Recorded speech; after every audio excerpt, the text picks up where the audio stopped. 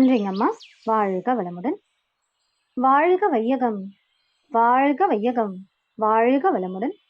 அருட்தந்தை வேதாத்ரி ஐயாவின் நாமம் வாழ்க வளமுடன். அவர் அருளிய வேதாத்திரியம் வாழ்க வளமுடன்.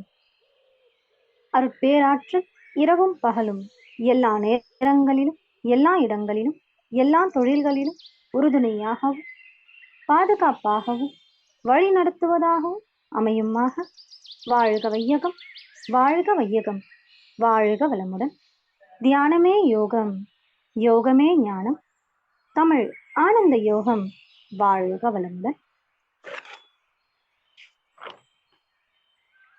அனைவருக்கும் அடியின் அன்பு வணக்கம். முதல்ல இந்த தலைப்பு எப்படி என்னிடம் வந்தது என்று ஒரு கருத்து பரிமாற்றம். நான் முதல் புத்தக பாகத்தில்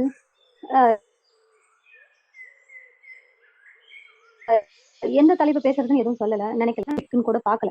அண்ணா சொன்னோம் சரி நான் பேசுறேன் அப்படின்னு சொல்லிட்டேன். அப்புறம் இந்த 2வது பாகத்துல என்ன பண்ணலாம் அப்படின்னு யோசிக்கும் போது, சரி 1ல இருந்து 16 டாபிக் இருந்தா அப்போ நான் என்ன டாபிக்னு பார்க்கல. ஏதாவது ரேண்டமா ஒரு நம்பர் எடுக்கலாம், 10ஆம் நம்பர் எடுக்கலாம். ஏன்னா 10னா நம்மளுக்கு டைம் இருக்கும் ப்ரிப்பரேஷனுக்கு அப்படின்னு சொல்லி 10ன்னு யோசிச்சேன். ஆனா இன்னைக்கு காலையில வரைக்கும் ப்ரிப்பரேஷனுக்கு பண்ணவே இல்லை. ஸோ அந்த டாபிக் எடுத்தேன். இதுல என்னன்னு பாத்தீங்கன்னா, முதல் பாகத்துல எனக்கு வந்த சாப்டர் பாத்தீங்கன்னா மானிடராய் பிறத்தல் அரிது. இப்போ வந்திருக்க டாபிக் பாத்தீங்கன்னா வாழ்வின் துன்பம் போக்கும் அறம். அதாவது இது ரெண்டுமே எனக்கான ஒரு விஷயமாக இறைநிலையும் ஐயாவும் கொடுத்துருக்காங்க அப்படின்னு எனக்குள்ள ஒரு புரிதல். எதுக்காக நம்ம பிறந்திருக்கோம், அதை நம்ம என்ன செஞ்சிட்டு இருக்கோம், நம்மளோட நோக்கம் என்ன அப்படின்றது அடுத்து ஒரு கண்டினியூட்டி வரா மாதிரி ஒரு புரிதல் இருந்துச்சு. அதோட சேர்ந்து நான் ஆரம்பிக்கலாம் அப்படின்னு சொல்லி உங்ககிட்ட பரிமாறினேன். நான் இந்த மனவளக்கலை வருவதற்கு முன்பு எனக்கு வாழ்வின் நோக்கம் என்ன என்பது பற்றி சிந்தித்தது கூட இல்லை. அது தெரிந்தால் தானே நிறைவு செய்ய முடியும். நானும் சராசரி மனிதனாக வாழ்க்கை என்பது பணம் சம்பாதிப்பது, பொருள் ஈட்டுவது, அதன் வாயிலாகத்தான் இன்பங்களை அனுபவிப்பது என்றுதான் வாழ்ந்து கொண்டிருந்தேன். ஆனால் இங்கு வந்த அப்புறம்தான் புரிந்து கொண்டேன், நான் மாறாக துன்பங்களை சேர்த்தும் அனுபவித்துக் கொண்டிருந்தேன் என்று. இது எப்படி இருக்குன்னா, வேலிக்கு வைத்த பயிரை தீக்கும் விரம் போல இருக்கு. உண்மைதானே? நான் துன்பமான செயல்களை நிறைய செஞ்சிட்டு இருக்கேன், அதுதான் இன்பம்னு சொல்லி.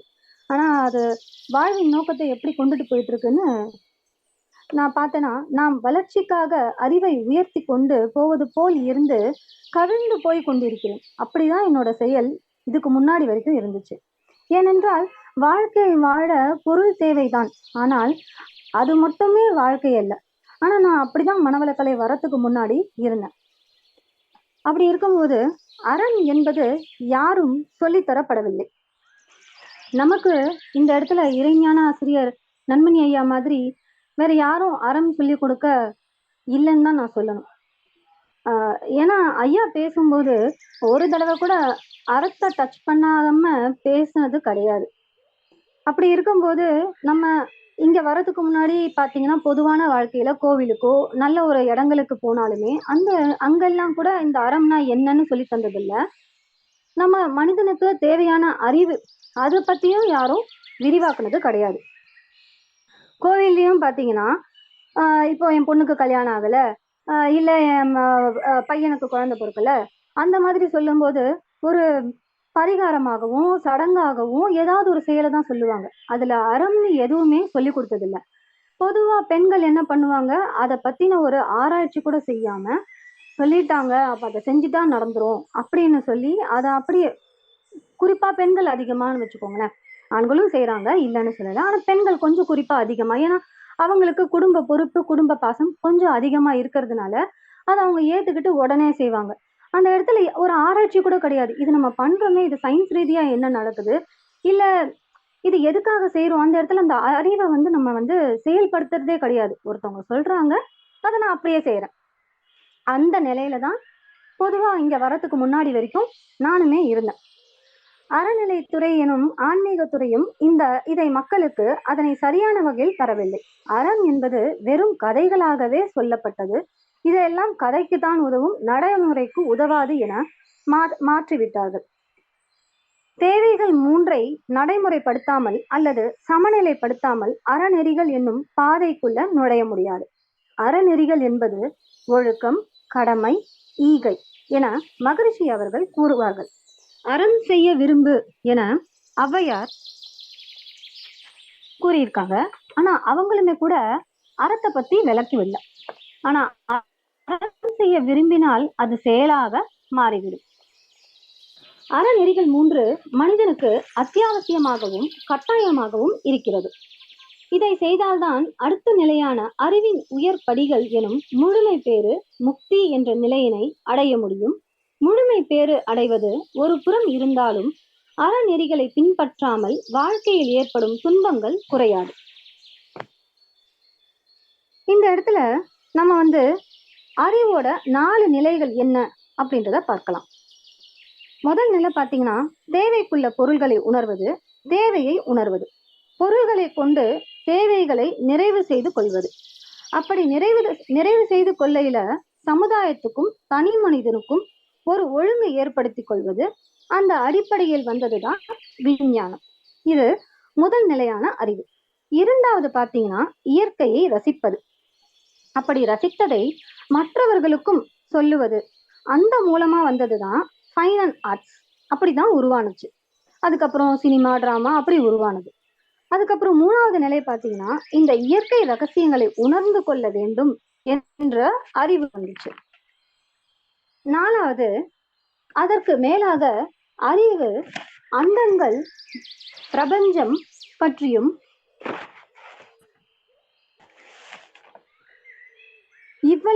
இவ்வளவையும் உணரக்கூடிய அறிவு என்னிடம் இருக்கிறதே, அது எது என்று எண்ணும் போதுதான் தத்துவ ஞானம் உண்டாயிற்று. அறிவை பற்றியும் இறைநிலை பற்றியும் உணர வேண்டும் என்ற ஆர்வம்தான் தத்துவ ஞானம். இறுதியில் நான் யார் என்ற கேள்வி உண்டாயிற்று. ஏன் வந்தேன் என்ற கேள்வியும் உண்டாயிற்று. இந்த கேள்வி வந்தவர்கள் மூல நிலையை அடையாமல், அதாவது அறிவுதான் பிரம்மம் என்று உணரும் வகையில் ஓய மாட்டார்கள். இதையெல்லாம் எதுக்கு நான் சொல்றேன்னா, அந்த வகையில அவங்க போன பாதை ஒருத்தரும் பாத்தீங்கன்னா ஒரு பாதையை உருவாக்கி, பல திசைகளை உருவாக்கி மனித நிலையை குழப்ப ஆரம்பித்து பின்பு தடமாட்டம் உண்டாயிற்று. அந்த தடமாற்றத்தில் தான் நானுமே இருந்தேன். இந்த நிலையில்தான் நான் இப்பொழுது இருந்திருக்கேன்னு நான் சொல்றேன். இப்போ நான் யார் என்பதை அருட்தந்தை தத்துவங்கள் மூலமாகவும் இறைஞான ஆசிரியர் நன்மணி ஐயா சிந்தனை உரை மூலமாகவும் நான் கேட்டு மனதில் போட்டுக்கொண்டும், ஆனால் நான் உணர ஆரம்பித்தேனா என்பதும் அதில் நிலைத்து இருக்கிறேனா என்பதுதான் அடுத்த கேள்வி. மேலும் எனக்கு ஒரு சந்தேகம் இருந்தது. இந்த நான் யார் என்ற கேள்வி எல்லாருக்கும் எப்படி ஒரே பதிலாக இருக்க முடியும்? அதை நான் நமது ஐயா சொன்னது மற்றும் மன்றத்துல என்னோட ஆசிரியர்கள், என்னோட மூத்த பேராசிரியர்கள் சொன்னது வைத்து பார்த்து, அதாவது ஆதியில் இருந்து வரும் எழுச்சி தான் உயிர் அல்லது அணு. பின்பு காந்தத்தோடு சேரும்போது அதிலிருந்து பஞ்சபூதங்களாய் வந்தது இல்லைங்களா? ஆனால் அங்கு அணுவின் தன்மையும் காந்தத்தின் தன்மையும் மட்டும் அந்த பஞ்சபூதங்கள் ஏற்றுக்கொள்ளவில்லை. அதற்கென்று ஒரு தனித்துவம் வந்தது. ஒரு பூதங்களுக்கும் ஒரு தனித்துவம் இருக்கிறது. அப்போ நாமளும் பாத்தீங்கன்னா தந்தை தாய் சேர்ந்து ஒரு உடலாய், தழைத்ததோர் உடலாய் இவ்வுலகில் வந்தோம். அப்போ அப்பா அம்மாவோட தன்மை மட்டும் இல்லாம எனக்குன்னு ஒரு தனித்துவமான ஒரு தன்மையும் உருவாகிதான் நான் இங்க வந்திருக்கேன்.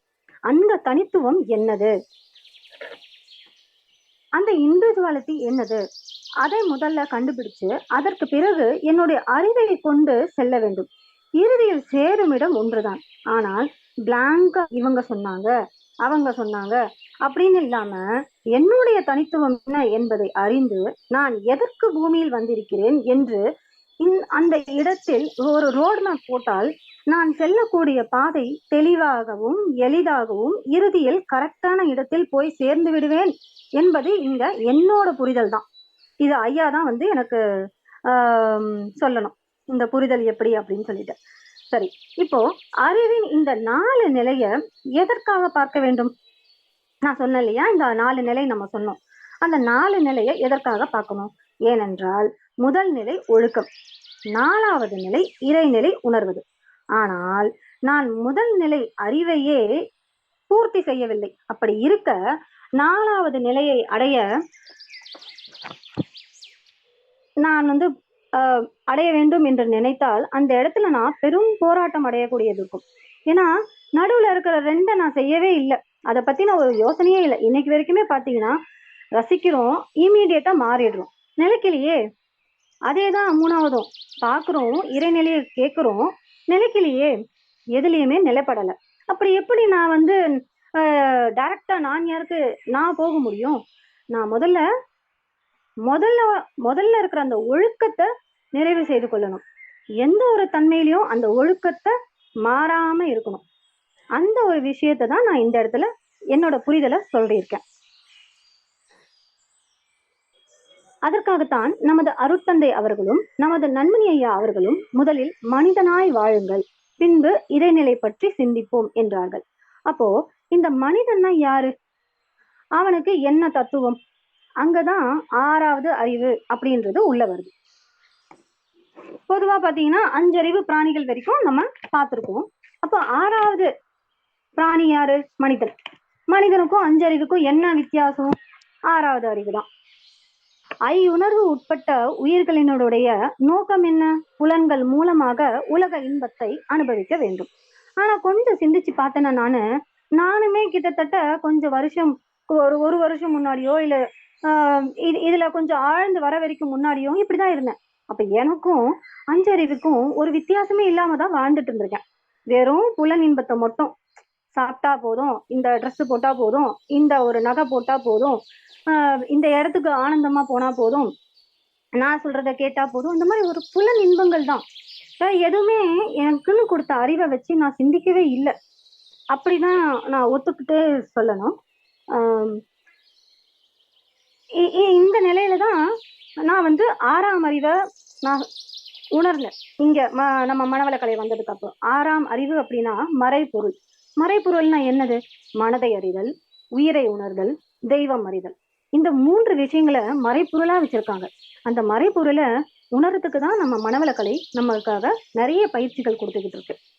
உயிரால பிரபஞ்சத்தோடு ஒன்றுபட்டு இருக்கிறோம், அறிவால பிரம்மத்தோடு ஒன்றுபட்டு இருக்கிறோம். ஆனால் உடல் வாழ்ந்துகிட்டு இருக்கேன். அதாவது பாத்தீங்கன்னா ஒரு பெரிய ஆற்றலே என்கிட்ட இருக்கு.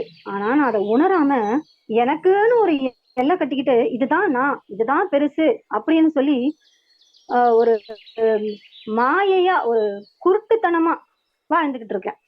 அதனாலதான் என்ன ஆகுதுன்னா என்னோட தேவை பாத்தீங்கன்னா என்னுடைய தேவை தன்னுடைய இன்பம், தனக்குன்னு இருக்கும் பொருள். அப்போ அந்த இடத்துல என்னது? இதெல்லாம் தன்முனைப்பு இல்லைங்களா? தன்முனைப்புனா என்னது? ஒருமை நிலையில் இருந்து வேறுபட்டு சிறுமை நிலைதான். அதாவது எனக்குள்ள இறையாற்றல இருந்து நான் அதை புரிஞ்சிக்காம குட்டியா ஒரு இத்தினோண்டு ஒரு இடத்த வச்சுக்கிட்டு அப்படியே நாதா ராஜான்னு சொல்றோம்ல, அதுதான். ஒரு வாக்கியம் கூட படிச்சேன். மகிழ்ச்சியா இருக்கிறத ஒரு ராஜாவா இருக்கிறத விட மகிழ்ச்சியா இருக்கிறதே பெரிய விஷயம் அப்படின்னு சொல்லி ஒரு வாக்கியம் படிச்சேன். எனக்கு அந்த வாக்கியம் படிச்ச உடனே புத்தர் தான் ஞாபகத்துக்கு வந்தாரு. அதுக்கப்புறம் பாத்தீங்கன்னா பட்டினத்தார், இவங்கெல்லாம் பாத்தீங்கன்னா ராஜ வாழ்க்கையில இருந்தவங்க. ஆனா அவங்கெல்லாம் வந்து மகிழ்ச்சின்னு வரும்போது எதுவுமே வேண்டான்னு தூக்கி போட்டுட்டு எது மகிழ்ச்சின்னு உணர்ந்து போனவங்க. அந்த லைன் படிக்கும்போது எனக்கு அவங்களதான் நினைவுக்கு கொண்டுட்டு வந்தாங்க. சோ அப்படி வந்து இந்த தன்முனைப்பு வந்து மறைச்சிருது. தன்முனைப்பு வந்துருச்சுன்னா என்ன வந்துரும்? அந்த இடத்துல தான், தனது அப்படின்னு சொல்லி எனக்கு வந்துருச்சு. அப்போ தான்னா என்னது? அக்ரஷன். தனதுன்னா என்னது? பொசசிவ்னஸ். இன்னும் நம்ம சொல்லணும்னா தான்னா அதிகாரப்பற்று, தனதுனா பொருள் பற்று. இது 2மே எனக்கு வந்துருச்சு. இது 2மே வந்துட்டா நான் என்ன? அங்க என்னோட அறிவை எதுக்குமே நான் பயன்படுத்த முடியாது. அப்படியே பயன்படுத்தினாலும் அது நல்லதுக்காகவே இருக்காது. எனக்குமே நல்லதுக்கு இருக்காது, மற்றவங்களுக்குமே நல்லதுக்கு இருக்காது. இதுதான் ஒரு கதை மூலமா சொல்லணும்னா, இது வந்து கதைனா கதை கிடையாது, ஒரு உண்மை சம்பவம் தான். அதை நம்ம இங்க பகிர்ந்துக்கிறோம். ஒரு நெப்போலியன் ஐயா இருக்காங்க இல்லையா? அந்த நெப்போலியன் ஐயா வந்து நம்ம எல்லாருக்கும் தெரியும். அவர் வந்து ஒரு பல நாட்டுகளை சண்டை போட்டு கைப்பற்றினவர், நிறைய துன்பங்கள் கொடுத்தவர். அப்படி துன்பங்கள் கொடுத்துதான் நிறைய நாட்டை அவர் வந்து ராஜாவா வாழ்ந்தவர். அப்படி இருக்கும்போது அவர் இறக்கும் தருவாயில் அவர் கேட்டுக்கொண்டது என்னன்னா, நான் இறந்த பிற்பாடு என்னோட உடலை வந்து அந்த பெட்டிக்குள்ள போடும்போது என்னோட 2 கையை மட்டும் வெளியில விட்டுடுங்க, உடம்ப மட்டும் பெட்டிக்குள்ள போட்டு கொண்டுட்டு போங்க அப்படின்னு சொன்னாங்க. அப்போ கேட்ட மக்கள்லாம் கேட்டாங்க, எதுக்கு அப்படி சொல்றீங்க அப்படின்னு. ஆமா, நான் வந்து எவ்வளோ நாட்டை வாங்கி ஆண்டிருக்கேன், அதுக்காக எவ்வளோ துன்பத்தை கொடுத்துருக்கேன். ஆனா நான் போகும்போது என்ன எடுத்துட்டு போறேன்றத நீங்க எல்லாரும் பாப்பீங்க. அதாவது அவர் உணர்ந்துட்டார், இறக்கும் தருவாயில் உணர்ந்துட்டார். அந்த நிலையில் என்ன பயன் இருக்கிறது? இல்லை. சரி, அதை சொல்லிட்டாவது போவோம், அப்பாவது பாக்குறவங்களாவது மாறட்டும். அந்த பட்சத்துல அவர் அப்படி சொன்னார். இறக்கையில் ஒண்ணுமே எடுத்துட்டு போல, அவ்வளவு துன்பங்கள் கொடுத்து, அவ்வளவு நாட்டுகளை வாங்கி, அவ்வளவு மகிழ்ச்சி என்ற மாயையை வாழ்ந்து இறுதியில் எதுவும் இல்லாமல் போகிறேன் அப்படின்னு சொல்லி அவர் அந்த கருத்தை சொல்றாரு. அப்போ ஒரு பாதையை மாற்றி கொண்டு சென்று இறைநிலையை உணர வாய்ப்பில்லாத போதுதான் தனது என்பது அதிகரித்தே போய் கொண்டிருக்கிறது. தான் தனது இருக்கிற வரைக்கும் கண்டிப்பா நம்மளால நமக்குள்ள இருக்கிற இறைநிலையை உணர முடியாது. நான் எனக்குள்ள இருக்கிற நிலையே உணர முடியலன்னா மத்தவங்களை எப்படி நான் பார்ப்பேன்? மத்தவங்களோட இறைநிலையை நான் எப்படி உணர முடியும்? நான் தான் அவன், நான் எங்க உணர முடியும்? முடியாதே. அதுதான் இங்க நம்ம புரிஞ்சுக்க வேண்டிய ஒரு விஷயமா இருந்துச்சு எனக்கு. அதுக்கப்புறம் பாத்தீங்கன்னா, பிறர் நலம் தன் நலம் காக்க முடியாம ஆகிவிடுகிறது. நான் முன்னாடியே சொன்னேன் இல்லையா, இந்த தான் தனது வந்ததுன்னா அந்த அறிவு எனக்குமே நல்லது செய்யாது, பிறருக்குமே நல்லது செய்யாது. அந்த இடத்துல பேராசை வந்துடும். அழுக்காறு, அதையுமே பேராசை தான் சொல்லுவாங்க, அதாவது பொறாமை அப்படின்னு சொல்லிட்டு அது எல்லாமே எனக்கு வந்துடும். அதுக்கப்புறம் நான் ரீசெண்டா ஒரு ஆடியோ கேட்டேன் நம்ம மகரிஷி ஐயாது. அதுல ஐயா வந்து தான் தனது அத வந்து கணவன் மனைவியாகவும் அதுக்கு 6 பிள்ளைகள், பேராசை, சினம், கடும்பற்று, முறையற்ற பால் கவர்ச்சி, உயர்வு தாழ்வு மனப்பான்மை, வஞ்சம், இத சொல்லியிருந்தாங்க. இந்த இடத்துல பாத்தீங்கன்னா இந்த 6மே வந்து 5 அறிவு பிராணிகளுக்கும் இருக்கு, 6 அறிவு மனிதனுக்கும் இருக்கு. சரிங்களா? இந்த 6மே வந்து அவங்களுக்கும் இருக்கு, நமக்கும் இருக்கு. இந்த 5 அறிவு பிராணிகள் என்ன பண்றாங்க? அவங்க இந்த 6மே செய்யறாங்க. எப்படி செய்யறாங்க? அவங்களுக்குள்ள ஒரு உடம்பு கொடுத்துருக்காங்க, அந்த உடம்புக்குள்ள மட்டும்தான் அவங்களால செய்ய முடியும். அதாவது அவங்களுக்கு தேவையான உணவா இருந்தாலும் அந்த உடம்ப வாயாலேயோ கையாலேயோ காலாலேயோ அடிச்சு போட்டு அதை சாப்பிடுவாங்க. இல்ல அவங்கள பாதுகாக்கணும்னாலும் அதே தான் செய்வாங்க. முடிஞ்ச அளவுக்கு பாத்தீங்கன்னா அதை மட்டும்தான் அவங்களால செய்ய முடியும். அவ்வளவுதான். அந்த உடம்பு தான், அவங்க அந்த உடம்ப வச்சுதான் இந்த 6 நிலையுமே செய்ய முடியும். ஆனா மனிதனாகிய நாம அந்த அறிவை எதுக்கு கொடுத்துருக்கோம்னு யோசிக்காம இந்த 6ஐயும் வச்சுட்டு நம்ம என்ன பண்றோம்? அந்த அறிவு மூலியமா இன்னைக்கு பல பல கருவிகள், எதுக்கு? அடுத்தவங்களுக்கு துன்பம் கொடுக்கறதுக்கும், அடுத்தவங்களை வந்து இப்போ நிறைய கொலைகள் பாத்தீங்கன்னா பல பல அதுக்கு ஒரு டெக்னாலஜி, நிறைய டெக்னாலஜி. துப்பாக்கியில சுத்தா சவுண்டு கேட்காத ஒரு டெக்னாலஜி, எந்த வகையில அவன் கொலை பண்ணியிருக்கான்றதே தெரியாத அளவுக்கு ஒரு டெக்னாலஜி. இந்த மாதிரியான 6 விஷயங்களையும் மனிதன் செய்கிறான். அப்போ பாத்தீங்கன்னா துன்பம் பாருங்க. அதாவது நான் எதுக்கு இதை சொல்ல வரேன்னா, அந்த 5 அறிவினால யாருக்கும் எந்த கஷ்டங்கள் கிடையாது. அது அது அதுக்கு கொடுத்த மனமோ உடலோ அதை வச்சுட்டு கரெக்டா பண்ணிக்கிட்டு இருக்கு, அவ்வளவுதான். அந்த அவங்களுக்கு இருக்கிற மனம் பாத்தீங்கன்னா என்ன சொல்றது, ப்ரோக்ராம்டு மாதிரி. இதுதான் அவங்க மனம், இதுதான் இறைநிலை. அந்த மனம் கொடுத்தது, அந்த மனம் வந்து அதை விட அதிகமா அவங்களால யோசிக்க முடியாது. அதுதான் மனம். அந்த 5 அறிவுனா இதுதான் மனம் அப்படின்னு சொல்லி ப்ரோக்ராம்டா இருக்கும். இவ்வளவுதான் இறைநிலை கொடுத்துருக்குறது அவங்களுக்கு. அந்த உடலை வச்சு அவங்க அதை தான் செய்ய முடியும், அதுக்கு மேல அவங்களால எந்த துன்பமும் கொடுக்க முடியாது. ஆனா நம்ம அப்படி கிடையாது. நம்ம வந்து எந்த அளவுக்கு இப்ப துன்பம் கொடுத்துட்டு இருக்கோன்றதே யூகிக்கவே முடியல, அந்த அளவுக்கு போயிட்டு இருக்கு. அப்போ இந்த நிலை மாறணும் இல்லைங்களா? இப்ப நான் உதாரணத்துக்கு சொல்லணும்னா ஒரு கூத்து எடுத்துக்கோங்களேன், ஒரு நாடகம். அந்த நாடகத்துல பாத்தீங்கன்னா ஒருத்தர் ராஜாவாகவோ ராணியாகவோ மந்திரியாகவோ சொல்லிட்டு பல வேஷங்கள் போட்டுடுறாங்க இந்த 6 குணங்கள் மாதிரி. ஆனா கடைசியா முடிஞ்சதுக்கு அப்புறம் பாத்தீங்கன்னா எல்லாரும் ஒன்னாதானே ஆயிடுவாங்க. அதைத்தான் இங்க சொல்ல வராங்க. ஸோ இப்போ இந்த 6 குணங்களையும் நம்ம எப்படி மாத்திக்கணும்? இறைநிலையா உணர்ந்தோம்னா நம்ம எப்படி மாற்றிக்க முடியும்? நிறை மனமாகவும், அமைதியாகவும், ஈகை, கற்பாக, நேர்நிலை உணவாக, மன்னிப்பாக, இதெல்லாம் எப்போ மாறும்? இறைநிலை மலரும் போது. அதாவது உடலை சமுதாயத்துக்கும் அறிவை பிரம்மத்துக்கும் இந்த இறைநிலையை உணரும் போது கொடுத்துருவாங்க. கொடுத்துட்டா அப்போ வேற என்ன ஒண்ணு இல்ல, மனம் அங்க இல்ல இல்லைங்களா? மனம் இல்லைன்னா மனம் எம்டி ஆயிடுச்சு. இதைத்தான் வந்து நான் யாருன்றதெல்லாம் சொல்றாங்க. ஆனா அதை நம்ம உணர்ந்தாதானே தெரியும். மனம் அங்க இல்ல. நான் வந்து இப்ப தியரட்டிக்கலா சொல்லிடுறேன். ஆனா பிராக்டிக்கலா நம்ம ஃபீல் பண்ணணும். அங்க நிலைத்து இருக்கணும். அந்த அந்த ஒரு விஷயத்தை தான் நம்மளுக்கு ஐயா வந்து தினந்தோறும் சத்சங்கல சொல்லிக்கிட்டு இருக்காங்க. அப்போ இந்த மாதிரி விஷயங்களை அறிந்தவங்களை தான் தெய்வம்னு சொல்றாங்க. அவங்கள தான் தெய்வர்கள் அப்படின்னு சொல்லி காலப்போக்குல அது தேவர்கள்னு சொல்லி மருவி வந்துருச்சு. நம்ம தமிழ் மொழிகள்ல இந்த மாதிரி நிறைய விஷயங்கள் மருவி வந்துருச்சு. இந்த மாதிரி தேவர்கள் தேவியர்கள்னு சொல்லுவாங்க.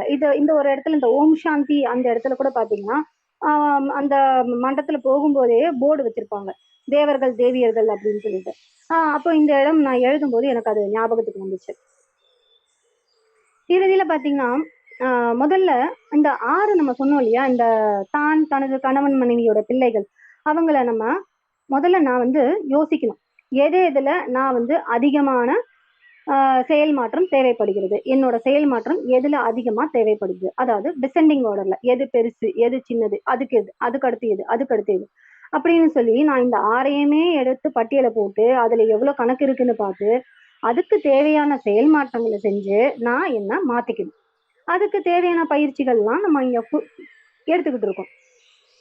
அப்போ நான் இறைநிலையை உணர வேண்டும், அறிவை உணர வேண்டும். அதற்காகத்தான் நாம் அடிக்கடிக்க சத்தம் வந்துக்கிறது, மன்றம் போகிறது, நம்மளோட இந்த மாதிரி நல்ல ஆசிரியர்களோட நம்ம வந்து கலந்துரையாடல் வைக்கிறது.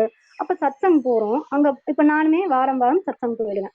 போனனாக்கா அங்க போயிட்டு சும்மா எல்லாருக்கும் வாழ்க வளமுடன் அதையும் வாயளவுல சொல்லிட்டு வெளியில வரும்போது வாழ்க வளமுடன் சொல்லிட்டு வந்துட்டா எனக்கு ஞானம் கிடைச்சிருமா? இல்ல நான் என்ன நினைச்சு போனனோ அது கிடைச்சிருமா? இல்ல. அங்க இருக்கிறத தெரிஞ்சுக்கிட்டு அதை உணரணும், அதுல ஆராயணும், ஆராய்ஞ்சு அதுல நிலைக்கணும். நிலைச்சதுக்கு அப்புறம் சத்தம் போகாம விட்டுறலாமா? எனக்கு இப்ப புரிஞ்சிருச்சு, பழகிட்டேன், இதுக்கப்புறம் நான் எதுக்கு போகணும் அப்படின்னு நான் இருக்க முடியுமா? இல்ல. அப்படி இருந்திருந்தா மகரிஷியா எப்படி நமக்கு இதை கொடுத்திருப்பாரு? அதுக்கு அடுத்து தொண்டு செய்ய ஆரம்பிக்கணும். தொண்டு செய்ய ஆரம்பிக்கும் போதுதான் நம்மளால இதுல இன்னும் நிலைச்சு இருக்க முடியும். அப்போ இந்த விஷயங்களை நம்ம சாகுற வரைக்கும் செஞ்சுட்டுதான் இருக்கணும். நம்மளோட ஆயுள் முடிகிற வரைக்கும் நம்ம இந்த விஷயங்களை நிலைச்சு நிக்கிறோம்னா இந்த மாதிரி ஒரு விஷயங்களை ஈடுபட்டு கொண்டேதான் இருக்கணும்.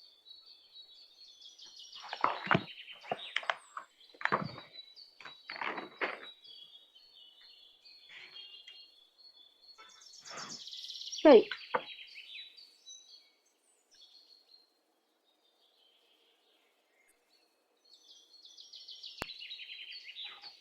இப்போ நான் பாதை மாறி பழக்க வழக்கத்தில் சிக்கிக் கொண்டிருக்கிறேன். அதனால் என்னுள் இருக்கும் இறை சக்தியை உணர முடியவில்லை. அதற்காகத்தான் மனவளை பயிற்சி. இதுல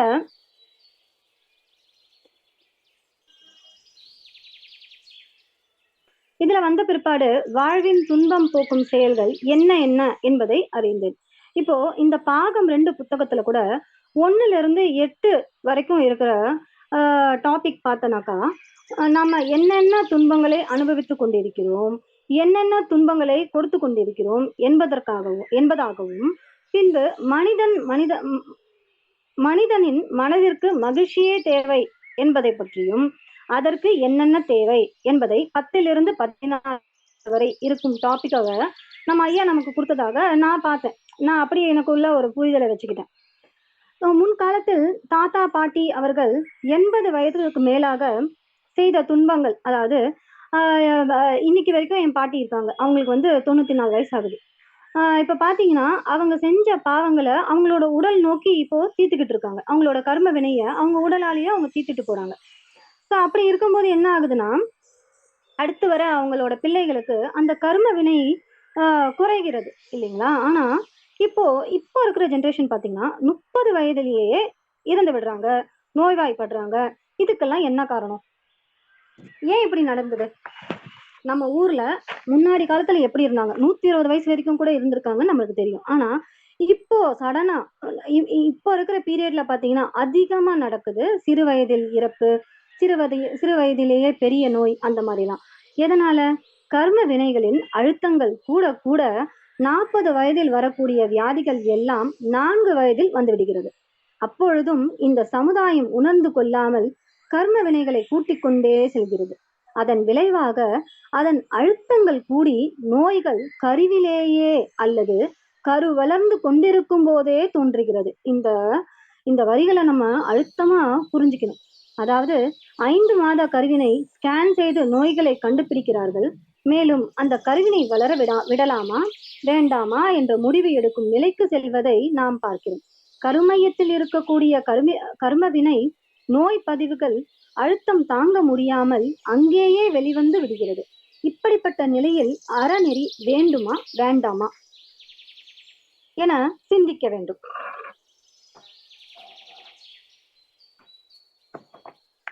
அறநெறியை போதிக்காமல் பின்பற்றாமல் எந்த ஒரு நோயையும் குணப்படுத்த முடியாது. அறம் என்பது மிக மிக அவசியம். ஒழுக்கம், கடமை, ஈகை மூன்றையும் நன்கு ஆராய்ந்து அறிய வேண்டும். 100% அதாவது 100% அறத்தை பின்பற்றி இக்காலத்தில் வாழ முடியுமா என கேள்வி எழலாம். இவற்றை முழுமையாக அறிந்தால்தான் ஓரளவிற்காவது நாம் பின்பற்றுவோம். அறத்தை முடிந்தவரை பின்பற்றி வாழும் பொழுது இந்த சமுதாயத்தில் இருந்து பிரிந்து வாழ்வது போல்தான் இருக்கும். பரவாயில்லை, அதனால் நமக்கு வரும் விளைவுகள் சரியாக இருக்கும். இது நம்மளை ஆராய்ச்சி பண்ணி பார்க்கலாம். நம்ம இப்போ இந்த இதுல இருக்கிறதுனால ஒரு சில விஷயங்கள் நம்ம கரெக்டா செய்யறது அவங்களுக்கு நம்ம முரண்பட்டு செய்யற மாதிரி தோணும் இந்த பயிற்சியில இல்லாதவங்களுக்கு. நானுமே நிறைய இடத்துல அது மாதிரிலாம் ஃபீல் பண்ணியிருக்கேன். ஈவன் ஆஃபீஸ்ல கூட உங்களுக்கு பிழைக்கவே தெரியல, இப்படி இருக்கீங்களே அப்படின்னு சொல்லுவாங்க. வீட்டிலுமே கூட சில விஷயங்கள் சில சொந்தக்காரங்கள்லாம் அப்படி பேசுவாங்க. பரவாயில்ல, நமக்கு வரும் விளைவுகளை நம்ம சரியா பார்த்துக்கலாம், அவ்வளவுதான். இப்போ நம்ம ஒழுக்கத்தை பற்றி பார்க்கலாம். அதாவது இங்க ஒரு மூத்த பேராசிரியர் ஐயா இருக்காங்க. அவங்க ஒழுக்கத்தை பத்தி ஒரு வார்த்தையில சொல்லுவாங்க. எப்படின்னா, ஒரு பானையில ஒரு ஓட்டை போட்டுடுறாங்க. ஓட்டை போட்டதுக்கு அப்புறம் தண்ணி ஊத்துனா அந்த ஓட்டையில வரும் பார்த்தீங்களா தண்ணி, அதுக்கு பேரு தான் ஒழுக்கம். அந்த தண்ணி அளவே மாறாம எப்படி ஆரம்பிச்சதோ அப்படி இறுதி வரைக்கும் இருக்குமா, அதுதான் ஒழுக்கம். என்ன நேர்ந்தாலும் அந்த ஒழுக்கம் மாறாமல் இருக்கு பார்த்தீங்களா, அந்த ஒரே ஒரு விஷயத்த சொல்லுவாங்க.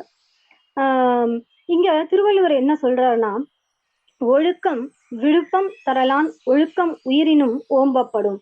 இதில் எவைகள் எல்லாம் ஒழுக்கம் என்பதை பொதுவாக கூறிவிடுவார். இவைகள் தான் ஒழுக்கம் என்று கூறிவிட்டால் நம்ம அதை மட்டும் தானே செய்வோம், மற்றதை செய்ய மாட்டோம் இல்லையா? அதனால இந்த இடத்துல இதுதான் அதுதான் ஒழுக்கம் சொல்லல.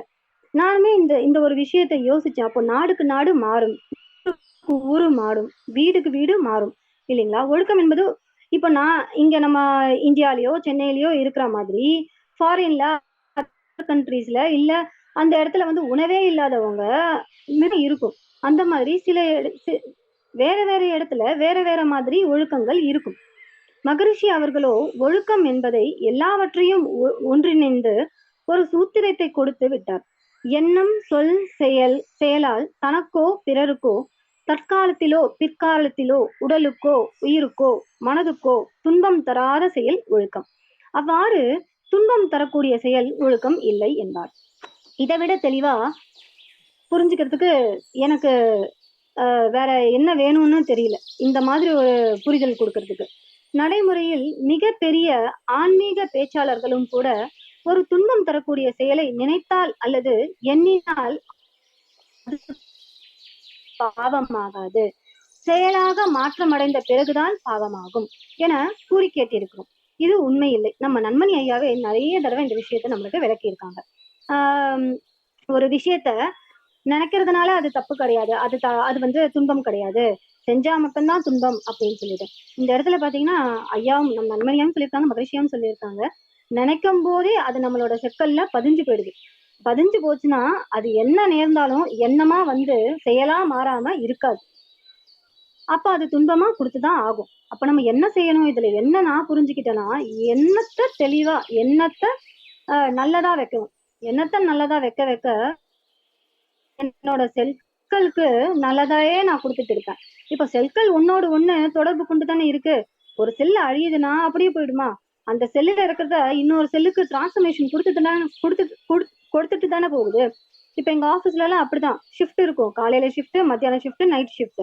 நான் காலையில ஷிஃப்ட் பாக்குறேன்னா நான் காலையில இருந்து என்ன பண்ணேன், என்னென்னலாம் பெண்டிங் ஒர்க் இருக்கு, என்னென்னலாம் நான் க்ளோஸ் பண்ணியிருக்கேன் அப்படின்னு சொல்லி நான் காலையில பண்ண விஷயங்களை ஹேண்ட் ஓவர் கொடுக்கணும் மத்தியான ஷிஃப்ட்டுக்கு.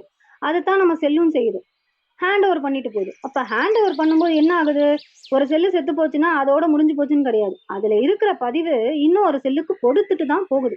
அப்போ நம்ம எண்ணங்கள தூய்மையா வைக்கிறோம்னா, நம்மளோட எண்ணங்கள் நம்மளோட செல்கள்ல பதிவாகி நல்ல ஒரு ஆற்றல உணர முடியும். நமக்குள்ள இருக்கிற இதெல்லாம் நம்ம செய்ய செய்ய விரைவாக இறைநிலையை விரைவாகன்னு சொல்ல முடியாது. நிலைத்து நீடித்த இறைநிலையை நம்மளால உணர முடியும்.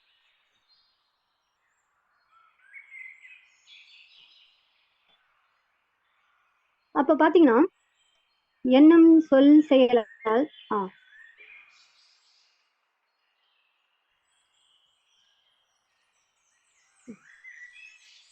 அருட்தந்தை அவர்கள் எண்ணம் பற்றி விளக்கும் பொழுது, ஒரு எண்ணம் என்பது தோன்றிவிட்டால் அது செயலாய் மாறியே ஆக வேண்டும். அதாவது பலரின் ஒருமித்த எண்ணங்கள் ஒன்று சேர்ந்து யாரோ ஒருவரின் மூலமாக அந்த எண்ணம் செயலாக மாறிதான் ஆக வேண்டும் என்று கூறுவார். வள்ளுவர் தனது குரலில் எண்ணிய எண்ணியாங்கு எய்துவர் எண்ணியார் திண்ணியர் ஆக பெறின் என்பார். ஒன்றை செய்ய எண்ணியவர் அதை செய்து முடிப்பது ஏற்ற மன உறுதி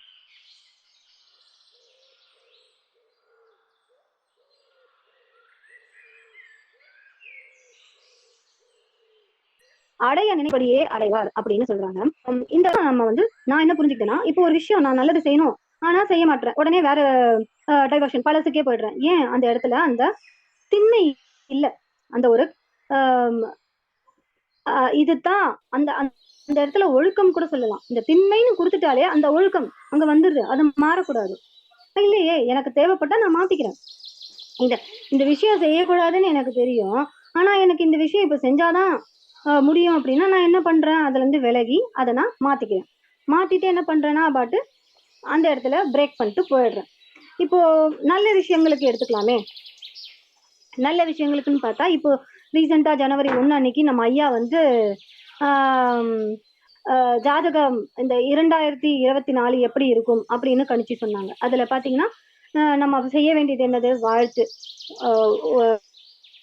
உலகம் நல்லா இருக்கணும், அதாவது நம்மளோட வையகம் நல்லா இருக்கணும், வையகத்துல இருக்கிற மக்கள் அனைவரும் நல்லா இருக்கணும், நம்ம வாழ்த்த நம்ம செய்யக்கூடிய நல்ல விஷயங்கள் செய்ய செய்ய நம்ம இந்த வர வேண்டிய அந்த கெட்ட ஒரு வேவ் நம்மளால ஓரளவுக்காவது குறைக்க முடியும், அல்லது நாம் அதுல இருந்து தப்பிக்க முடியும் அப்படின்னு சொன்னாங்க. அதுலயுமே நம்ம என்ன பண்ணணும்? இந்த திண்மையோட செய்யணும்.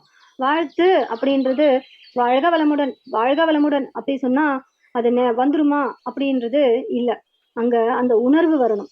அந்த இறைநிலையோடு உணர்ந்து உணர்ந்து வாழ்த்தும் போது கண்டிப்பா அது நம்மளுக்கு நம்ம வாழ்க்கையில மாற்றங்கள் கொடுக்கும். இந்த மாதிரி மூத்த பேராசிரியர்கள் நிறைய பேர் சொல்லியிருக்காங்க.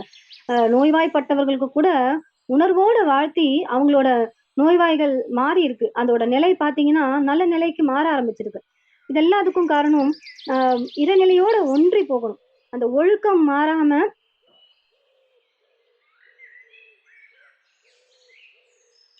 கடமை, ஈகை இதெல்லாம் செய்யணும். நம்ம செய்ய முடியும். வெறும் நம்ம சும்மா கண்ண மூடி நான் தினத்துக்கும் கண்ண மூடி உட்கார்றேன், வாழ்த்து சொல்றேன், அதனால வந்துரும் அப்படின்ற ஒரு விஷயம். இப்ப நம்ம கொஞ்ச நேரத்துக்கு முன்னாடி பார்த்தோம் பாத்தீங்களா, கோயில்ல பரிகாரம் செஞ்சிடணும் அப்படின்னு அந்த மாதிரி ஆக்கிடக்கூடாது. அந்த மாதிரினா கண்டிப்பா கோயில் எப்படி நடக்குதோ அப்படித்தான் நடக்கும். அது செஞ்சு என்ன பலன் கிடைக்குதோ ஒண்ணும் கிடைக்காது. அதேதான். ஆனா நாம் அந்த திண்மையுடன் எண்ணுவது இல்லை, இல்லைங்களா? பலர் பிறருக்கு துன்பம் தரும் செயல்களை எண்ணுகின்றார்கள். ஆனால் சூழ்நிலையை கண்டு பயந்து அவற்றை எண்ணமாகவே வைத்துக் கொள்கின்றனர். இது போன்ற சமுதாயத்தில் நிறைய பார்க்கிறோம். உண்மைதானே? நான் நான் மற்றவங்களை சொல்ல வேண்டிய அவசியமே கிடையாது. என்னையவே நான் எடுத்துப்பேன். நானுமே ஒருத்தவங்க மகிழ்ச்சியா இருக்கும்போது அந்த மகிழ்ச்சியை கொஞ்ச நேரம் கூட அனுபவிக்க மாட்டேன். அவங்களோட மகிழ்ச்சியை பார்த்து நான் மகிழ்ச்சியா இருக்கும்போது அந்த இடத்துல இமீடியட்டா இவங்களுக்கு இப்படி நடக்குதே, நமக்கு எப்படி நடக்கும், அந்த மாதிரி ஒரு விஷயங்கள், சில விஷயங்கள் அதை மனசுல நினைப்போம், ஆனா நேர்ல சொல்ல முடியுமா? இன்னும் சில விஷயங்கள் மனசுல நினைப்போம், ஆனா நேர்ல செய்வோமா? செய்ய மாட்டோம். ஆனா என்னவாகுது? நம்ம செக்கல்ல நம்ம எண்ணங்களா பதிவாகி போயிடுது. ஆனால் மகரிஷி எண்ணிய எண்ணம் செயலாய் மாறியே ஆகும் என்கிறார். அப்போ நான் விதைச்சிட்டேன், அப்ப நான் அனுபவிச்சுதானே ஆகணும். அப்ப ஏன் எனக்கு இது வருது, எனக்கு மட்டும் ஏன் இது வருதுன்னு நான் புலம்ப கூடாது. நான் தானே அதை விதைச்சிருக்கேன், என்ன விதைக்கிறேனோ அதைத்தானே நான் எடுக்க முடியும். சொல்லை சொல்லு போட்டால் சொல்லு விளையும், நெல்லு போட்டால் நெல்லு விளையும் அப்படின்னு, முள்ளு போட்டால் முள்ளு விளையும் அப்படின்ற மாதிரி ஒரு வாக்கியம் நான் கேட்டிருக்கேன். அப்ப நான் சொல்ல போடுறதா முல்ல போடுறதா அப்படின்றது நான் தானே செய்யணும். நல்ல சொல்ல போடுறதா இல்ல முல்ல போடுறதா அப்படின்னு எதை போடணும் அதுதான் எனக்கு வரும். அந்த ஒரு உதாரணத்தை தான் நம்ம ஐயா வந்து சிறப்பா சொல்லியிருந்தாங்க. அதுக்கப்புறம் பாத்தீங்கன்னா ஆராய்ச்சி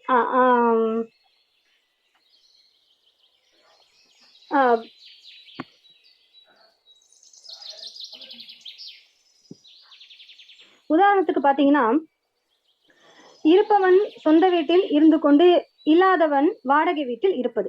சரிங்களா? இத நான் ஏன் சொல்றேன்? இப்ப இருக்கிறவன் சொந்த வீட்டுல இருக்காங்க.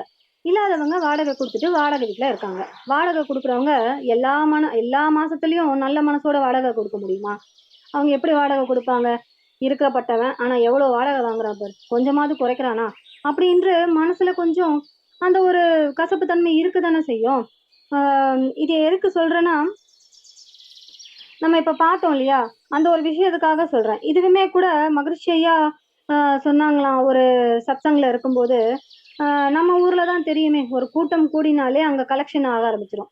மகிழ்ச்சி ஐயா சொல்லலைனாலும் அங்க கலெக்ஷன் போட ஆரம்பிச்சிருவாங்க. ஏதாவது போட்டுட்டு போங்க அப்படின்ற மாதிரி ஒரு பாக்ஸை வச்சுட்டா போதும், இல்ல ஏதாவது பண்ணா போதும் இல்லையா. அப்போ மகிழ்ச்சியா சொன்னாங்களாம், இருக்கிறவங்க போடுங்க, இல்லாதவங்க எடுத்துட்டு போங்க அப்படின்னு சொல்லிட்டு. இத வந்து ஒரு நகைச்சுவையா அப்படின்னு சொல்லி ஒருத்தவங்க சொன்னாங்க. ஆனா எனக்கு அது நகைச்சுவையா தெரியல. அந்த இடத்துல எவ்வளவு பெரிய அறிவை வந்து ஐயா சொல்லியிருக்காங்க. அந்த ஒழுக்கம் மாறாம இந்த ஒழுக்கத்தை பார்க்கணும். பணம் வந்தா என்ன சொல்றதுங்க, இப்போ என் கையில 1,00,000 ரூபாய் கொடுத்தா நான் ஒழுக்கம் மாற மாட்டேன். ஆனா இதே 1,00,00,000 ரூபாய் கொடுத்தா என்ன பண்ணுவேன், கொஞ்சம் மாறலாமே, என்ன தப்பு அப்படின்னு தோண ஆரம்பிச்சிடும் இல்லையா. நான் உண்மையை சொல்லிதானே ஆகணும். ஆனா அந்த இடத்துல ஐயா வந்து சொல்றாங்க, இருக்கிறவங்க கொடுத்துட்டு போங்க, இல்லாதவங்க எடுத்துட்டு போங்க. யாருக்கு வரும் இந்த மனம்? அந்த நிலையில் இருப்பவர்களுக்கு மட்டும் தான் வரும். அந்த வகையில நம்ம நன்மணியையும் சொல்லலாம். ரீசெண்டா நம்ம அந்த நிகழ்ச்சியில பார்க்கும்போது ஒருத்தர் கொடுத்தாங்க, அது ஐயா உள்ள என்ன இருக்குன்னு கூட பார்க்கல, அப்படியே அதை அப்படியே கொடுத்துட்டு வந்துட்டாங்க டொனேஷனா. அந்த மாதிரி ஒரு தன்மையை தான் சொல்றேன். இதுதான் ஒழுக்கம், எந்த நிலையிலும் தவறாமல் இருப்பது. எதுக்காக நான் ஒழுக்கத்தை பத்தி இவ்வளவு பேசுறேன், பாக்கி ரெண்ட வந்து இன்னும் நான் டச்சே பண்ணல.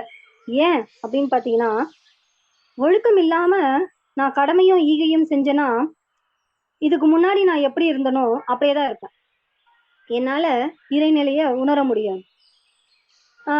அது மட்டும் இல்ல, இப்போ இந்த பயிற்சியில வராம செஞ்சிட்டு இருக்காங்க இல்லையா, அதுக்கும் இதுக்கும் ஒரு வித்தியாசம் இல்லாம போயிடும். ஒழுக்கத்தை வச்சுக்கிட்டு கடமையும் ஈகையும் செய்தால் மட்டுமே தான் நாம் என்னவாக நினைக்கிறோம் என்ற ஒரு பாதைக்கு போய் கொண்டிருக்கிறோமோ அதை நம்மளால செய்ய முடியும். அப்போ இந்த இடத்துல எது முக்கியம்? ஒழுக்கம். ஒழுக்கத்துல நம்ம 100% இல்லைனாலும் ஓரளவுக்கு நம்ம மனசாட்சிக்கு இல்ல, நம்மளோட நமக்கு நமக்கு தெரியணும் ஒழுக்கத்தை, என்ன வந்தாலும் ஒழுக்கத்தை மீறக்கூடாது அப்படின்ற பட்சம் வந்ததுக்கு அப்புறம் இந்த கடமையும் ஈகையும் நம்ம போய் செய்யணும்னு அவசியம் கிடையாது. தானாவே நம்ம பழக்கத்திலயும் வழக்கத்திலயும் வர ஆரம்பிச்சிடும். ஏன்னா அந்த இடத்துல நம்ம ஒழுக்கத்தோட இருக்கோம் இல்லையா. சரி,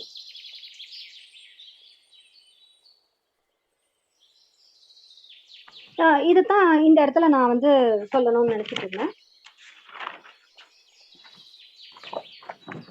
ஆசிரியர்களாக நாம் பயிற்சியாளர்களுக்கு சிந்தனை விளக்கம் அளிக்கும் பொழுது நான் யாருக்கும் எந்த துன்பமும் கொடுத்ததில்லை, ஆனால் எனக்கு எல்லா கஷ்டங்களும் வருகின்றது என்று சிலர் கேட்பார்கள்.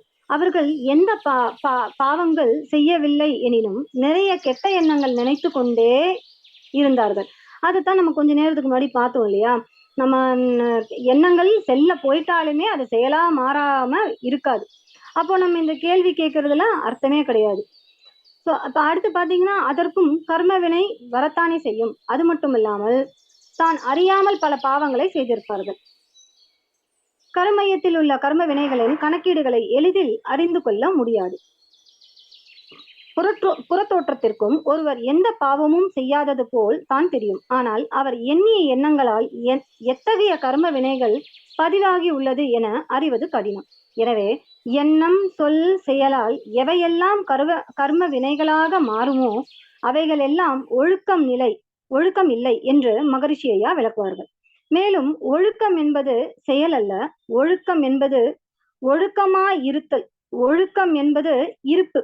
இதுதான் ஆஹ் அஹ் ஐயா ஒருத்தவங்க சொன்னாங்க, அதற்குத்தான் சக்திகளம் என்பது அனுபவம், சிவகலம் என்பது ஆராய்ச்சி அப்படின்னு சொல்லிட்டு.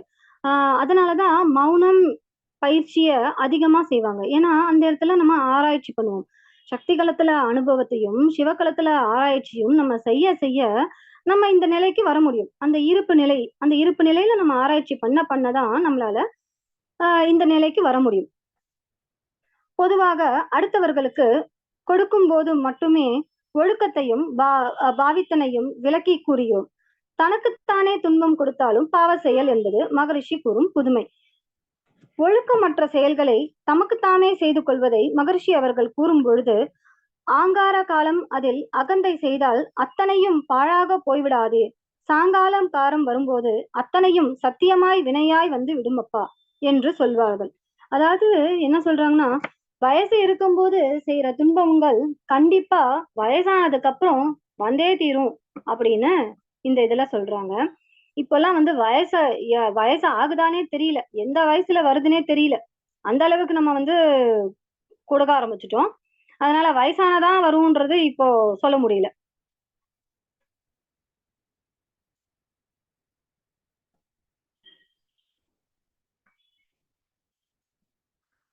காரணம், அவருடைய எதிர்ப்பு சக்தியினால் அவருக்கு தற்காலத்தில் மட்டும் ஒன்றும் ஆகாமல் இருக்கலாம் என்பதை அவர் உணரவில்லை. பிற்காலத்தில் அது நோயாக உருவெடுக்கும் பொழுது உணர்ந்து என்ன பயன்? ஒழுக்கம் என்பது எந்த வயது ஆனாலும் ஒன்றுதான். ஒழுக்கம் வயதிற்கு ஏற்றாற்போல் மாற்றிக்கொள்ள முடியாது.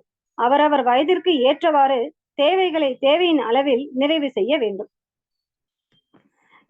இதைத்தான் வந்து நம்ம ஐயாவும் சொல்லியிருக்காங்க. இப்போ 2025 திடீர்னு வந்த ஒரு விஷயமா இருக்க போறது இல்ல. இவ்வளோ நாள் நம்ம செஞ்ச கர்ம வினைதான் 2025 வரப்போகுது அப்படின்னு நம்ம வந்து பார்த்திருக்கோம்.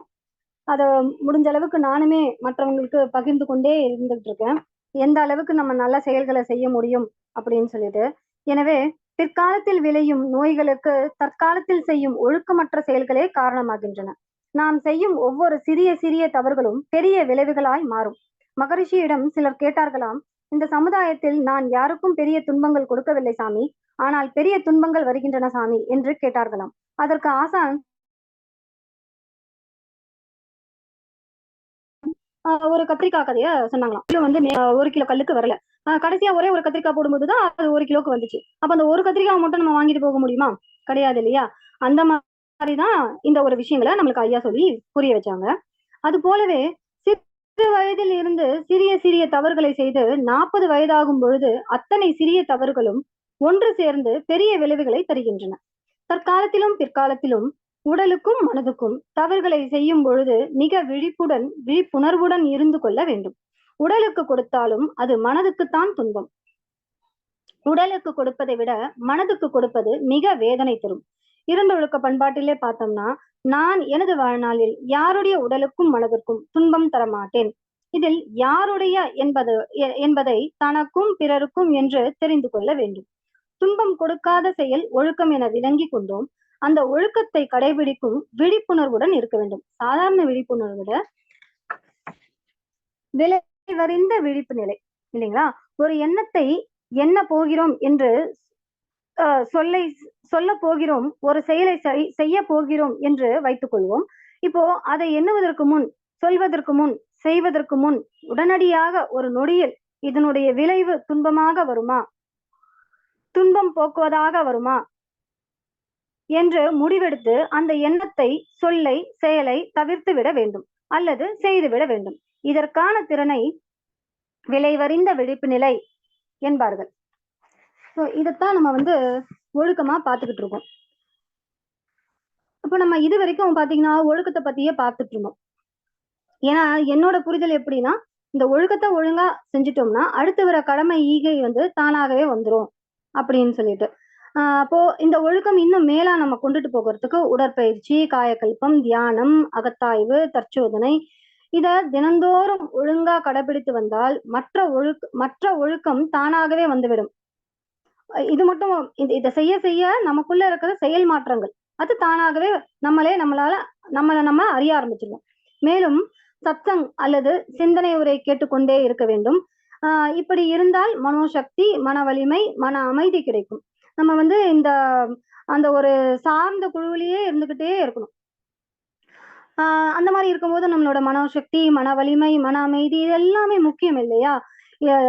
ஒரு விஷயம் நம்ம செய்யும் போது ஒன்ன மட்டுமே ஃபோக்கஸ் பண்ண முடியாது. அதுக்கு தேவையான விஷயங்கள் இருக்கு. ஒரு சாப்பாடு செய்றோம், ஒரு சாம்பார் செய்றோம்னா, சாம்பார் மட்டும் தான் கண்ணுக்கு தெரியணும்னா, உள்ள இருக்கிற விஷயங்கள் நெறைய இருக்கு. அதெல்லாம் செஞ்சா மட்டும் தான் சாம்பாரா அது வெளியில வரும். அந்த மாரி தான் எல்லாமே. இது ஒரு உதாரணம் தான். இதுக்கு கரெக்ட்டான உதாரணம் இருந்தா கூட நீங்க எடுத்துக்கலாம். சட்டுன்னு எனக்கு இப்ப சாம்பார் வந்துச்சு. அதனால சொல்லிட்டேன். ஆ அப்படி இருக்கு. அதுக்கு மேல பார்த்தீங்கன்னா, நம்மளோட கடும் பற்று, சினம், கவலை. இப்போ சாதாரணமா நம்ம விஷயங்கள புடிச்சுக்கிட்டு இருக்கிறது இது 3 தான். என்னோடது, என்னது. அதுதான் குடும்பத்துல ஒரு பெரிய அமைதிய கெடுக்குது. அதுக்கப்புறம் சினம். இந்த கடும் பற்று வரதுனால தான் சினம் வருது. சினம் வந்துட்டதுக்கு அப்புறம் என்ன பண்ணுது? கவலையா மாறிடுது. இந்த 3யுமே நம்ம வந்து அதனோட கண்கள்ல இருந்து விலகி நிற்கலாம். எப்போ? இந்த பயிற்சிகள் எல்லாம் செய்யும் பொழுது, ஒழுக்கத்த விட்டு தவறாமல் இருக்கும் பொழுது. சரி. இப்போ நம்ம வந்து அடுத்தது பார்த்தீங்கன்னா, ஈகையும், கடமையும் இல்லைங்களா? கடமையும், ஈகையும் எப்படி வேணாலும் சொல்லிக்கலாம். இது 2மே ஒண்ணு தானா? அப்படின்னு யோசிச்சு பார்க்கிறேன். ஏன்னா 2மே துன்பம் போக்கும் செயல தான் செய்யுது. அப்ப 2ம் ஒண்ணு தானா? அப்படின்னு சொல்லி பார்க்கும்போது, கடமைலாம் நான் சமுதாயத்துக்கு செய்வது. இப்போ உதாரணம் சொல்லணும்னா, சென்னையில வந்து வெள்ளம் வந்துச்சு இல்லைங்களா? அந்த வெள்ளம் வந்ததுக்கு அப்புறம் என்ன ஆச்சு? கவர்மெண்ட் வந்துட்டு ஒரு ஒரு வீட்டுக்கும் 6,000 குடுத்தாங்க. 6,000 வந்து இருக்கிறவனும் வாங்குனான், இல்லாதவனும் வாங்குனான். வெள்ளத்தினால பாதிக்கப்பட்டவனும் வாங்குனான், பாதிக்கப்படாதவனும் வாங்குனான். இதுதான் பார்த்தீங்கன்னா கடமை. அதாவது கடமைனா ஒரு பொதுவான பொதுவாக நல்ல செயல்களை செய்ய வேண்டும். இப்போ இந்த ரூ. 6,000 குடுத்தது நல்ல செயல் தான். ஆனா, அது கடமையா தான் செஞ்சிருக்காங்க. ஏன்னா, யாருக்கு பாதிச்சிருக்கோ அவங்களன்னு பார்த்து குடுக்கலையே! பொதுவா குடுத்துருக்காங்க. ஒரு ஊருக்கு செய்யும்போது அது கடமையா மாறுது. இங்க என்னோட கடமை அப்போ என்னோட கடமை என்ன? சமுதாயத்துல இருந்து நான் எல்லாத்தையும் வாங்கிட்டு இருக்கேன். இந்த நிமிஷம் வரைக்கும் சமுதாயத்துல நான் வாங்கிட்டு இருக்கேன். இப்ப நான் பேசிட்டு தான் இருக்கேன். இதுல நான் சமுதாயத்துக்கு என்ன வாங்கிட்டு இருக்கேன்? கரண்ட் வாங்கிட்டு இருக்கேன். மொபைல்ல இருக்கிற நெட்வொர்க் வாங்கிட்டு இருக்கேன். இந்த நோட் புக்ல எழுதியிருக்கேன். அந்த நோட் புக் செஞ்சவங்கள உழைப்ப வாங்கியிருக்கேன். பெண்ணோட உழைப்ப வாங்கியிருக்கேன்னு சொல்லிக்கிட்டே போலாம். சமுதாயத்தோட தொடர்பு இல்லாம எந்த ஒரு காரியமும் இறக்கும் தருவாயில் வரை இருக்காது. இறக்கும் தருவாயில் வரை சமுதாயத்தின் சார்ந்து தான் வாழ முடியும். இல்லைங்களா? அப்ப நான் அத செஞ்சுக்கிட்டு தான் இருக்கேன். அப்போ நான் என்ன செய்யணும்? நான் வாங்கிட்டே இருக்கிறத திருப்பி குடுத்துக்கிட்டே இருக்கணும். நான் என்னெல்லாம் வாங்குறேனோ, அத நான் திருப்பி குடுத்துக்கிட்டே இருக்கணும். உடலாலோ, அ அல்லது பொருளாலோ, அல்லது தொண்டாலோ, நான் என்ன செய்றேன் நான் என்ன வாங்குறேனோ, அத குடுக்கணும். வாங்கிட்டே இருக்கிறத மட்டும் நம்ம வந்து ஆ நிறுத்திக்கணும். நிறுத்திட்டு முடிந்த அளவுக்கு கொடுக்க ஆரம்பிக்கணும். அப்போ நம்மளுக்கு நிறைமனம் வர ஆரம்பிச்சிரும் இல்லைங்களா? போதும் அப்படின்னு சொல்லி ஒரு நிறைமனம் வர ஆரம்பிச்சிரும். நம்ம அதுக்குன்னு ஒரு ஒரு குறிப்பு வச்சுக்கணும். இந்த வயசு வரைக்கும் நான் இவ்வளவு சம்பாதிக்கிறேன். இவ்வளவு சம்பாதிச்சுட்டு நான் இவ்வளவு சேவிங்ஸ்ல வச்சிருக்கேன். இதுக்கப்புறம் எனக்கு வருதா? அத நான் சமுதாயத்துக்கு குடுத்துட்டு போறேன். அப்படின்ற ஒரு மனப்பாங்கு வரணும் நமக்கு. அது வந்த அப்புறம் தான் நம்மளால இன்னும் நல்லா ஒரு தொண்டு நம்மளால குடுக்க முடியும். இதத்தான் நான் வந்து கடமையா ஓரளவுக்கு இங்க புரிஞ்சிருக்கேன். நம்ம ஐயா நெறைய சொல்லியிருக்காங்க. ஆனா வந்து நான் கொஞ்சம் இன்னும் முன்னாடி இந்த அ பயிற்சி எடுத்திருந்தேன்னா, அதாவது இந்த பேசுற பயிற்சி எடுத்திருந்தேன்னா, இன்னும் ஐயா சொன்னதெல்லாம் ரீகலெக்ட் பண்ணி குடுத்திருக்க முடியும். ஆனா, நான் அத பண்ணல. அந்த இடத்துல என்னோட அ வேலைகள் அப்படி இப்படின்னு சா சாக்கு சொல்ல முடியாது. செய்யணும்னு நெனச்சா கண்டிப்பா செஞ்சிருக்கலாம். அடுத்து பார்த்தீங்கன்னா, ஈகை. ஈகைன்னா என்ன? பணம் கொடுப்பது அல்லது பொருள் கொடுப்பது ஈகை என்கின்றோம். இவ்வாறு கொடுப்பதெல்லாம் ஈகை ஆகிவிடுமா என்று சிந்திக்க வேண்டும். கொடுப்பதெல்லாம் ஈகை அல்ல. எங்கு துன்பம் இருக்கிறதோ அதை நன்கு ஆய்ந்து அங்கு துன்பம் போக்கும் அளவுக்கு துன்பம் போக்குவதற்காக கொடுத்தால் மட்டும்தான் ஈகையாக கருதப்படும். அல்லாமல் இன்பம் பெறுவதற்காக பொருள்களை கொடுத்தால் அது ஈகையாகாது. சமுதாய மக்களோ இன்பம் பெறுவதற்காகவே பொருளுதவி செய்துவிட்டு நாங்கள் ஈகை செய்கின்றோம் என்று கூறிக்கொண்டிருக்கிறார்கள். இப்ப பாத்தீங்கன்னா சமுதாயத்துக்கு குடுக்கறது பக்கம் ஒரு பக்கம்னாலும் கூட டாக்ஸுக்காக டாக்ஸ் காமிக்கணுன்றதுக்காக போய் சேரிட்டில போட்டுடுறாங்க. சேரிட்டில போட்டா ஐடிசிசி கிடைச்சிரும். அப்போ நம்ம அதை டாக்ஸ்ல காமிக்கலாம். இது ஒரு வகை. சரிங்களா? அந்த இடத்துல நான் வந்து ஈகை செய்றேன் அப்படின்னு சொல்லிக்கிறோம். அதுவுமே இந்த மாதிரி ஒரு ஸ்டேட்மெண்ட் தான். இதுக்கும் அதுக்கும் எந்த ஒரு வித்தியாசமும் கிடையாது. நான் சேரிட்டிக்கு கொடுக்கறதுனால ஈகைன்னு சொல்லவே முடியாது. அது எதுக்கு செய்றோம்? அந்த ஃபார்ம் 16ல நம்ம ஃபைல் பண்றதுக்காக செய்றோம்.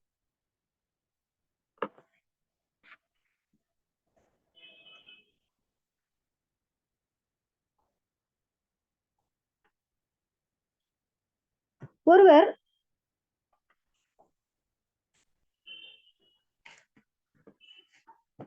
அப்ப பாத்தீங்கன்னா இந்த விஷயத்துல நம்ம ஐயா நிறைய சொல்லியிருக்காங்க. அதாவது காலேஜ் ஃபீஸ் கட்டுறதுக்கு பணம் கேட்பாங்க, ஸ்கூல் ஃபீஸ் கட்டுறதுக்கு பணம் கேட்பாங்க. சரி, எவ்வளவுங்க காலேஜ் ஃபீஸ் அப்படி பாத்தீங்கன்னா 2,00,000 அதாவது சாதாரண ஒரு கவர்மெண்ட் காலேஜ்ல படிச்சா இவ்வளவு ஃபீஸ் இருக்காது. ஆனா அவங்க தகுதியும் மீறி ஒரு பெரிய காலேஜ்ல, ஒரு பிரம்மாண்டமான காலேஜ்ல போய் போட்டுட்டு அதுக்கப்புறம் எனக்கு காசு இல்ல, கடன் வாங்கணும், கடன் கேட்கணும் அப்படின்னு சொல்லி கேட்பாங்க. இதுக்கு நம்ம குடுக்கறதுக்கு பேரு ஈகை கிடையாது. அப்புறம் வீடு ஒரு வீட்டுக்கு 2வது வீடு வாங்குவாங்க. இல்ல ஒரு வீடே பார்த்தீங்கன்னா பிரம்மாண்டமா வாங்குவாங்க. அதுக்குமே கடன் கேட்பாங்க. அதுக்கு குடுக்கறதுக்கு பேரு ஈகை கிடையாது. ஆடம்பர கல்யாணம். இப்போ இருக்கிற அ அ காலகட்டத்துல இந்த ஆடம்பர கல்யாணம், ஆடம்பர கல்யாணம் மட்டும் இல்ல. ஆடம்பர கல்யாணத்துக்கு ப்ரீ ஷூட்டிங், போஸ்ட் ஷூட்டிங், அதுக்கப்புறம் டெலிவரிக்கு பார்த்தீங்கன்னா ப்ரீ ஷூட்டிங், போஸ்ட் ஷூட்டிங், குழந்தையோட first birthday pre shooting, post shooting, இந்த மாதிரி ஏகப்பட்ட விஷயங்கள். கிட்ட பொருளாதாரம் இல்ல. ஆனாலும் சமுதாயத்துக்காக இவன் பண்ணிட்டானே நம்ம பண்ணணும். இல்ல நம்ம ஒய்ஃப் ஆசைப்படுறாங்களே, நம்ம வீட்ல ஆசைப்படுறாங்களே அப்படின்னு சொல்லி பொருளாதாரம் இல்லனா கூட கடன் வாங்கியாவது இந்த ஒரு விஷயங்கள அவங்க பூர்த்தி செஞ்சுகிட்டு இருக்காங்க. இந்த இடத்துல இத நம்ம ஐயா சொல்லாத நாளே கிடையாது. எல்லா நாளும் இத சொல்லிக்கிட்டு தான் இருக்காங்க. தேவைகள் 3ல் கஷ்டப்படுபவர்களுக்கு செய்வதுதான் ஈகை. உயிர் வாழ்வதற்கு இயற்கை துன்பங்களிலிருந்து விடுபட வேண்டும் என்பதால் அவற்றை போக்குவதே 100% ஈகை என கூறலாம். இதத்தான் ஈகைன்னு சொல்ல முடியும். அவங்களோட இயற்கை துன்பங்களை விடுபட வேண்டும் என்பதால் அவற்றை போக்குவதே 100% ஈகை என கூற முடியும். ஒருவர் நோயால் அவதிப்படும் பொழுது அவருக்கு பொருள் செலவு செய்து அந்த நோயிலிருந்து விடுபட செய்தாலும் ஈகைதான். அவரது அறியாமையால் செய்த தவறினால் அந்த நோயில் இருந்து காப்பாற்றி விட்டோம். அதே சமயம் அவரது அறியாமையை விலக்கி அந்த மீண்டும் செய்யாமல் இருக்க அறிவுரைகளை வழங்க வேண்டும். பின்னர் மீண்டும் மீண்டும் அவர் அந்த தவறுகளை செய்து அந்த நோயை உருவாக்கி கொள்ளும் பொழுது நாம் உதவி செய்வோமானால் அது ஈகையாகாது. இந்த இரு நிகழ்விலும் ஒன்று ஈகையாகும், மற்றொன்று ஈகையாகாது. ஈகை பற்றி இன்னும் ஒரு 5-6 பாயிண்ட் நம்ம ஐயா சொல்லியிருக்காங்க. ஒருவருக்கு அவரின் நோய்க்கான காரணங்கள், அதற்காக அவர் செய்த தவறுகள், இவற்றை தத்துவங்கள் மூலமாக விளக்காமல் மருத்துவம் அல்லது அதற்கான பொருள் உதவி செய்யாதீர்கள். யாரிடமும் எதற்காகவும் கடன் வாங்காதீர்கள். யாரிடமும் எதற்காகவும் கடன் கொடுக்காதீர்கள். தேவைகள் 3ல் உள்ள துன்பங்களை போக்குவது தவிர. முடிந்தால் இயற்கை துன்பங்களை போக்க பொருள் உதவி செய்யுங்கள், கடனாக அல்ல. வட்டிக்கு கடன் கொடுக்காதீர்கள்.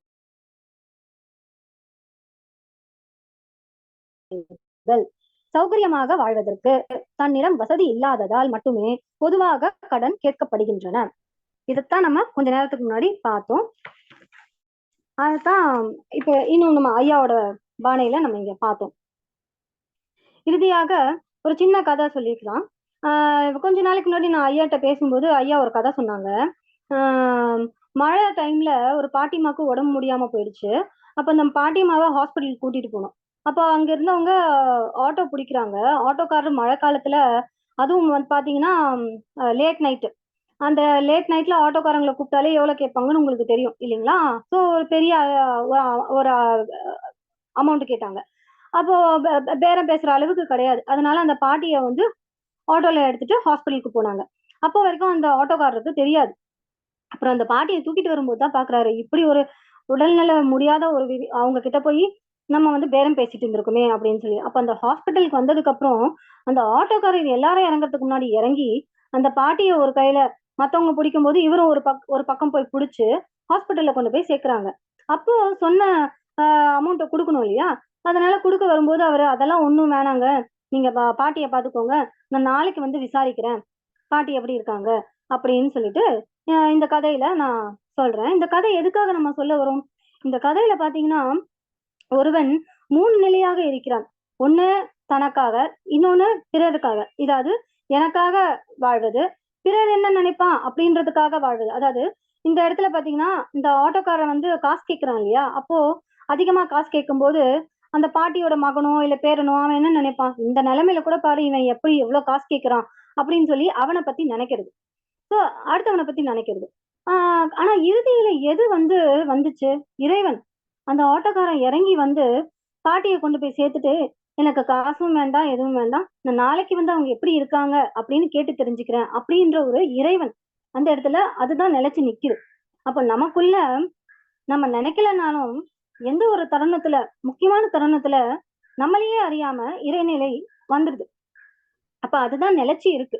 இந்த இந்த ஒரு விஷயத்த நம்ம ஐயா வந்து கமெண்ட், கமாண்ட், டிமாண்ட் அப்படின்னு சொல்லியிருப்பாங்க. இந்த மூணு விஷயத்துல நம்ம சிந்திச்சு பார்க்கணும். Comment, command, demand.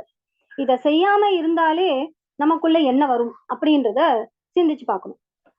அத நான் இந்த இடத்துல சொல்லிக்க விரும்புறேன். நன்றிங்க ஐயா, இந்த கதை நீங்க சொன்னதுக்கு. எனக்கு நீங்க சொன்ன அளவுக்கு நான் சொல்லல. ஆனா எனக்கு புரிஞ்சது. ரொம்ப சிறப்பா இருந்துச்சு. அதனால சொல்லணும்னு தோணுச்சு, சொல்லினேன். நம்முள்ள இறைவன் மட்டுமே நிலைத்து நீடித்து இருக்கிறான். உடல் இருந்தாலும் மறைந்தாலும் சரி, அவனில்தான் நீ, உன்னில் அவன். அவன் யார், நீ யார் அறிந்த இடம், அறிவு முழுமை அது முக்தி. இந்த உணர்வை நிலைத்து பெறுவதற்கு முதலில் நம் கர்ம வினைகளை போக்க வேண்டும், அறத்தை கடைபிடிக்க வேண்டும், நித்தம் நித்தம் தவம் செய்ய வேண்டும். அதுக்கப்புறம் ஒரு முக்கியமான விஷயம் என்னன்னா, நம்ம மகரிஷி ஐயா சொன்ன தத்துவங்களை புரிந்து கொண்டாலே போதும். வேற ஆன்மீக புத்தகங்களை இல்ல எந்த ஒரு விஷயத்தையும் நம்மளால புரிஞ்சுக்க முடியும். இதே நீங்க ரிவர்ஸ்ல போடுங்களேன். அதாவது ஃபர்ஸ்ட் அவங்களோட கருத்துக்களை நீங்க புரிஞ்சுக்கிட்டீங்கன்னா, நம்மளோட மகரிஷி ஐயா அதாவது அவங்களோட கருத்தை புரிஞ்சுக்கிட்டு வேற ஒரு நூலை படிக்கும்போது நம்மளுக்கு புரியாது. ஆனா நம்ம ஐயாவோட கருத்துக்களை உள்வாங்கிக்கிட்டோம்னு வச்சுக்கோங்களேன், எந்த நூலை படிச்சாலும் நமக்கு நல்ல ஒரு விளக்கம் புரிஞ்சுக்க முடியும். இதுதான் வந்து ஆஹ் முக்கியமான ஒரு விஷயமா சொல்லணும்னு இருந்தேன். வாழ்க வையகம், வாழ்க வையகம், வாழ்க வளமுடன். நான் இந்த உரையை நிறைவு செய்து கொள்கிறேன். இப்போ நான் பேசின சொல்லிலாலோ இல்ல பொருளிலாலோ மொழியினாலோ பிழை இருந்தால் அது என்னுடையதே. அதை சரி செய்து கொள்ள நான் சித்தமாக இருக்கிறேன்.